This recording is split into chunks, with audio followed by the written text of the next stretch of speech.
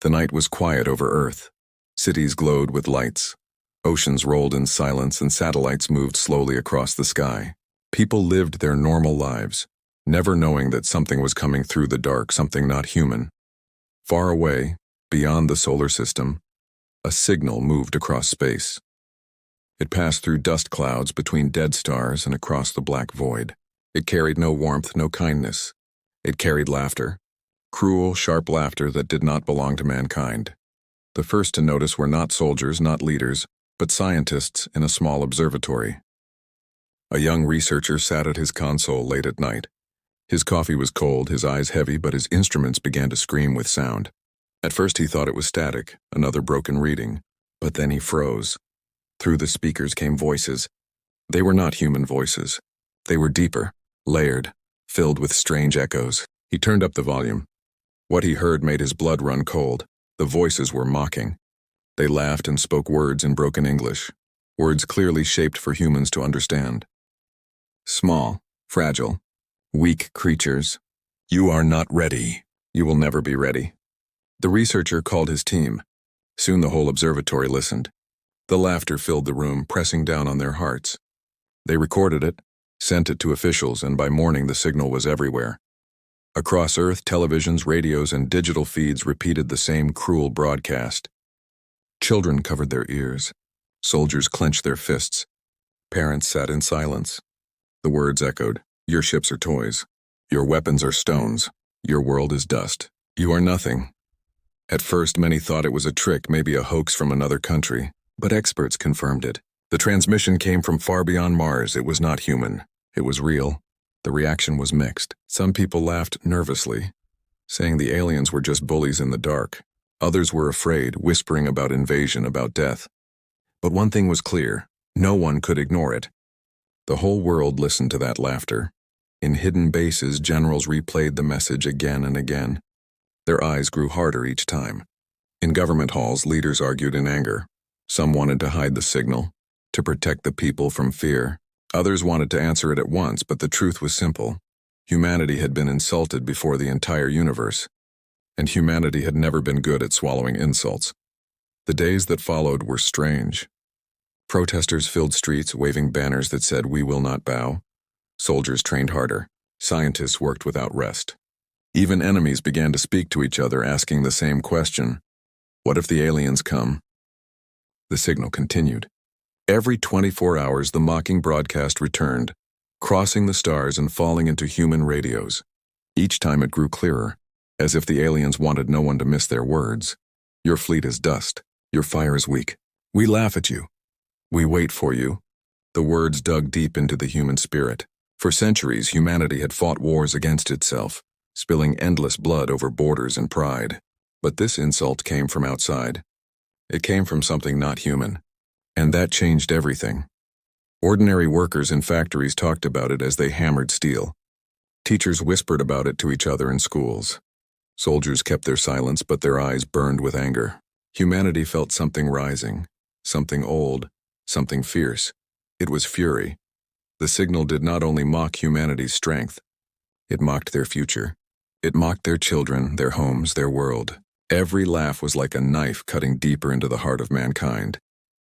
And then something strange happened. The fear began to fade. In its place came silence. The kind of silence that comes before a storm. Leaders noticed it first. They expected panic, riots, collapse, but instead they saw calm determination. People worked longer hours. Soldiers volunteered for missions. Scientists offered their lives to research. Even rivals in war-torn countries began to sit at the same table, their voices low but their eyes sharp. One general spoke quietly to his staff, staring at the screen where the alien laughter still played. They think we are weak, he said. They will learn the truth. But humanity did not answer yet. No message was sent back. No words of rage, no reply of pride, only silence. A silence heavy enough to carry across oceans. The aliens laughed, but they did not understand what was growing in that silence. Humanity was changing. Humanity was preparing. The signal had come as a weapon of fear. Instead, it had awoken something else, something far more dangerous than the aliens could imagine, the fury of a united humanity. And as the days passed, as the laughter kept coming, The silence of Earth grew colder, harder, sharper, like the edge of a blade being drawn from its sheath. The signal had begun as noise in the dark, but soon it would become the spark of war. The signal kept coming. Every day at the same hour, the alien voices returned. They laughed and mocked again, as if certain their words would break humanity apart. But something else was happening instead. In the beginning, people were afraid. Some hid in their homes watching the skies. Others prayed, hoping the aliens would never arrive. But fear did not last. Slowly, something stronger rose.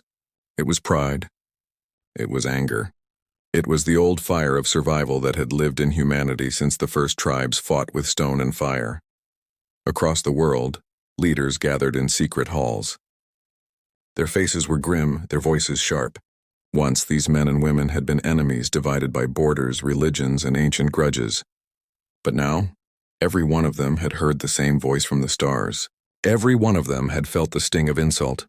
For the first time in centuries, the great powers of Earth began to speak with one voice. Not in kindness, but in necessity. Humanity had been mocked, and humanity would not remain silent forever. Factories came alive.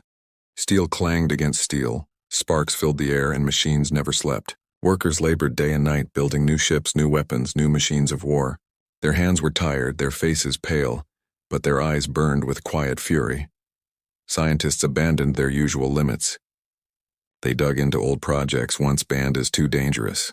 They tested engines that had failed before. They designed weapons that had only been dreams on paper. Fear of mistakes vanished, replaced by urgency. On military bases, soldiers trained harder than ever before. They marched until their legs shook. They fired until their arms ached. They climbed into training ships that simulated battles in the black void of space. Their commanders drove them without mercy, but no soldier complained. Each of them knew why they were there. Each of them had heard the laughter, but it was not only armies and leaders. Ordinary people also changed. Farmers donated food to feed workers. Artists painted images of ships rising to the stars. Teachers spoke to children not of fear, but of courage. The broadcast had become part of daily life. Every ear had heard it, every heart had felt it. Humanity was no longer divided by language or flag. Humanity was joined by anger. The aliens could not see this change. From the darkness, they kept sending their mocking voices, certain the humans would tremble. Your world is weak. Your spirit is nothing. We will come, and you will fall. But inside the cities, inside the deserts and mountains, a new spirit was building. It was quiet, almost invisible, like fire beneath ashes. It was unity. A small boy in Africa asked his father why the aliens laughed. His father, a man who had never trusted the world beyond his own village, looked to the sky and said, "They laugh because they do not know us." A mother in South America kissed her daughter goodnight. The child asked if the aliens would hurt them. The mother whispered, "No, because we will not let them." A soldier in Asia, once trained to fight his neighbors, now trained to defend the earth. He wrote in his journal, "For the first time I fight not for my country, but for us all." The story spread. The silence of Earth grew deeper. People stopped arguing about whether the signal was real. They no longer debated who sent it or why. Those questions did not matter anymore. Only one thing mattered: how to answer. In orbit, new fleets were born. Massive stations glowed as engineers worked without rest. Ships the size of cities rose from shipyards, their metal hulls gleaming under the sun. They were not toys, as the aliens had said. They were weapons of fury. The first tests shook the sky. Engines roared like thunder, burning with power never seen before. Missiles tore through the air, striking targets with deadly precision. Laser cannons cut through steel like paper. Humanity had awakened, and it was showing its teeth. But even as they built, they stayed silent. No message was sent back to the stars. No reply carried across space. This silence confused the aliens. They expected cries of fear, words of surrender. Instead, they received nothing. The silence was not weakness. It was the silence of a hunter waiting. A secret council gathered in a hidden base. Generals, scientists, and leaders sat at a long table. The broadcast played one more time, echoing through the chamber. When it ended, the room stayed quiet. Finally, an old admiral spoke. His voice was low but steady. "They think we are fragile. They think we are blind. Let them think so. Every day they laugh, we prepare. Every hour they mock, we grow stronger. When we answer, it will not be with words. It will be with fire. The others nodded. No one smiled. No one cheered. The decision was clear.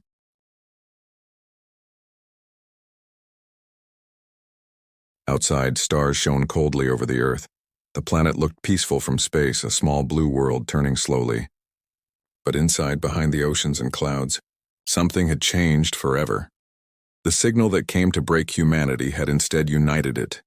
The awakening had begun. And somewhere in the dark, the aliens continued to laugh, never knowing the storm they had just created. The silence did not last forever. Weeks passed, then months. The signal kept coming. The same mocking words, the same cruel laughter. But one day it stopped. For the first time, no broadcast arrived. Across Earth, people looked to the sky in dread. Some whispered that the aliens were finally on their way. Others said it was only a pause, a cruel game. The truth came hours later. Telescopes and satellites caught shapes moving at the edge of the solar system. Dark metallic shadows sliding out of the void. Alien ships. At first there were only a few, sharp and fast like hunters. Then more appeared, slipping out of the black like sharks gathering around prey. They carried no flags, no greetings, no mercy. They came as predators, certain their victory was already written. On Earth, alarms screamed. Fleets that had been built in silence now rose into the stars. For the first time in history, ships from every nation flew together under one banner. Their hulls bore different marks, but their mission was one. The first clash came near Jupiter. The giant planet glowed far behind as the alien scouts entered orbit, searching for weakness. What they found instead were human warships waiting. The aliens laughed again, their voices echoing across comms. Your toys will burn. Your fire is small. But the humans did not reply. Their silence was colder than the dark. Then, without warning, the first human ship fired.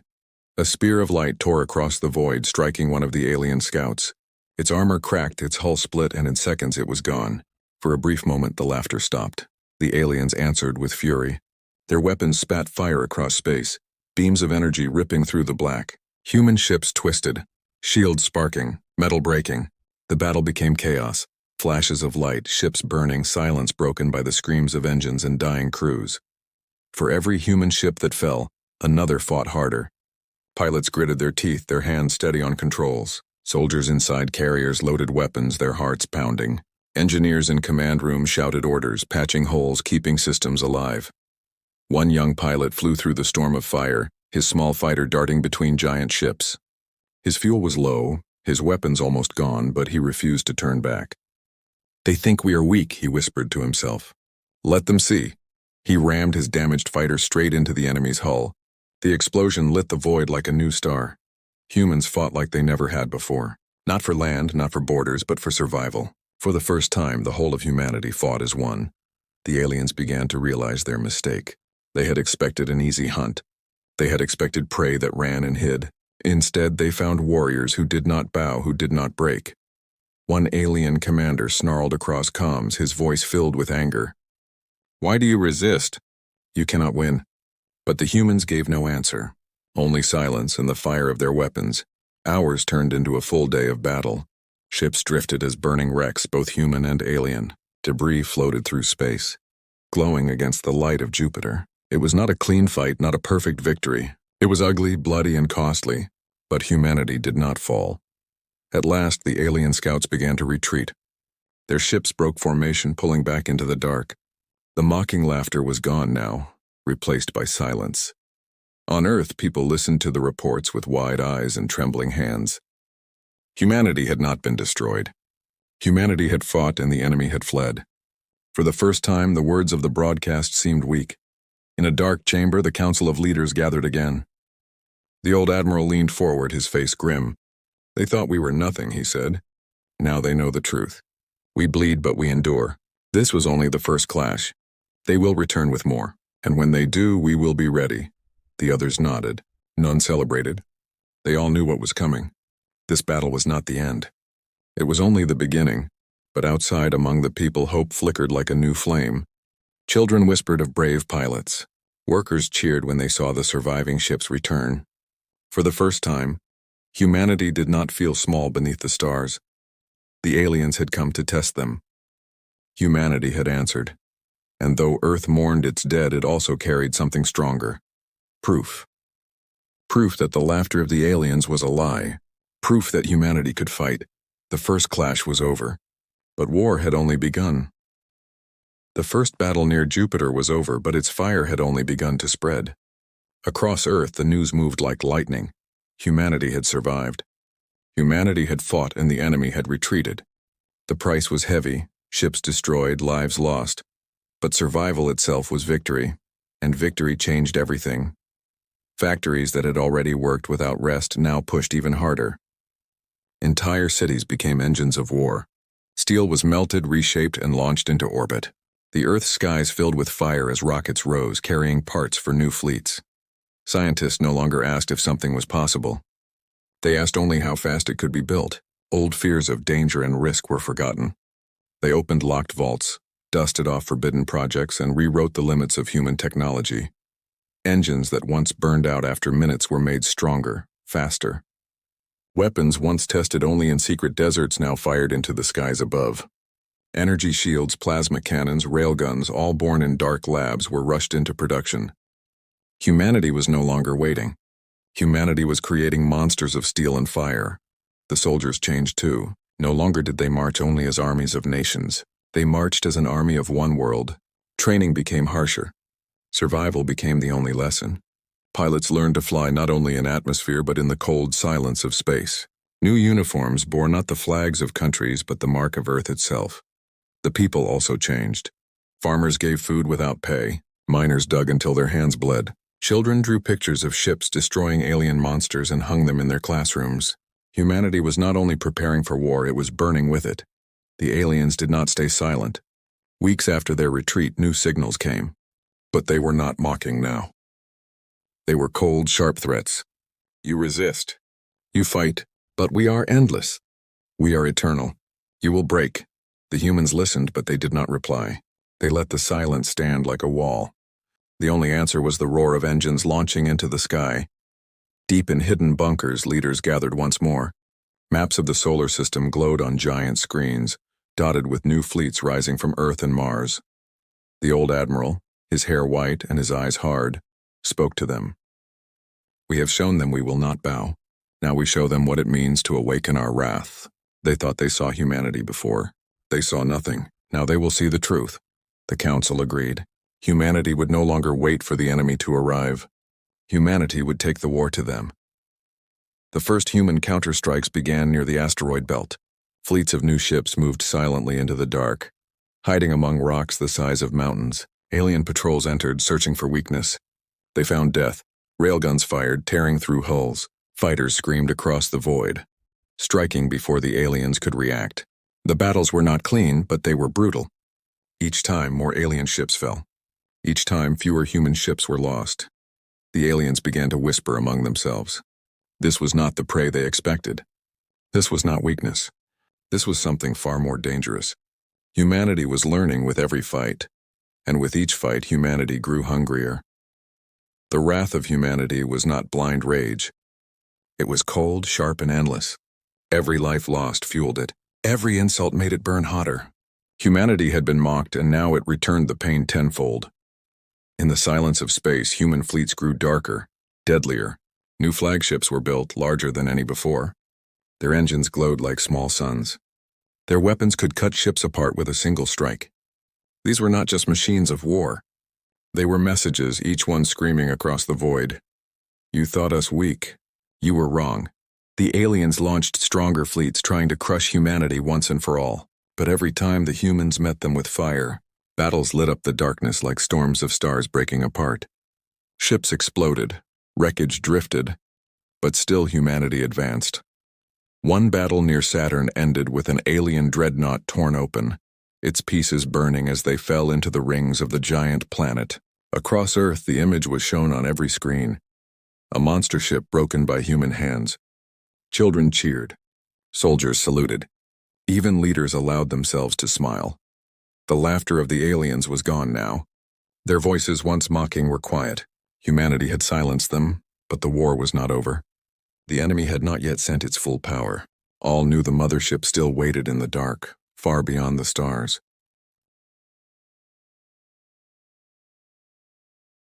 In the war rooms of Earth, commanders studied the silence with cold eyes. One of them whispered, "They are watching us. They are waiting. Let them wait. When we arrive, they will learn what wrath means." And so humanity built more. Stronger fleets, darker weapons, faster engines. The fire of wrath was endless, carried in the hearts of billions. The aliens had wanted fear. They had wanted surrender. What they had awoken instead was fury beyond measure. Humanity's wrath, and soon that wrath would fall upon them like fire from the heavens. The war had stretched across months. Battles had burned near Jupiter, Saturn, and the asteroid belt. Humanity had bled, but it had not broken. Instead, it had grown sharper, harder, deadlier. The fleets of Earth were no longer scattered pieces of technology. They were blades forged in fire. The aliens had gone silent. No more laughter, no more mocking words. Their transmissions stopped as if they finally understood the danger they had created. But silence could not erase what they had done. Humanity had not forgotten. Humanity had not forgiven. Deep in the black, beyond Neptune, the mothership appeared at last. It was larger than any human vessel, a giant shadow that blocked the stars. Its surface glowed with strange energy, its weapons older and stronger than anything humanity had ever seen. For days it waited there, unmoving, as if daring the humans to come. And they did. The largest human fleet ever assembled rose from Earth and Mars, carrying soldiers, scientists, and the hopes of billions. From small fighters to massive carriers, they filled the dark with engines burning like suns. Every ship bore the mark of Earth, not of nations, for now there was only one people, one cause. As they approached the mothership, the silence ended. A voice filled the comms, deep and cold. "You have resisted.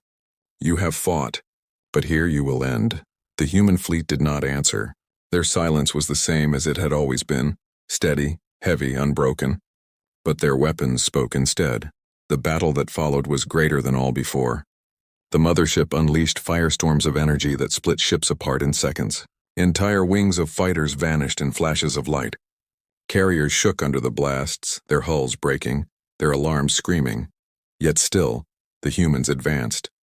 Railguns fired, cutting through alien shields.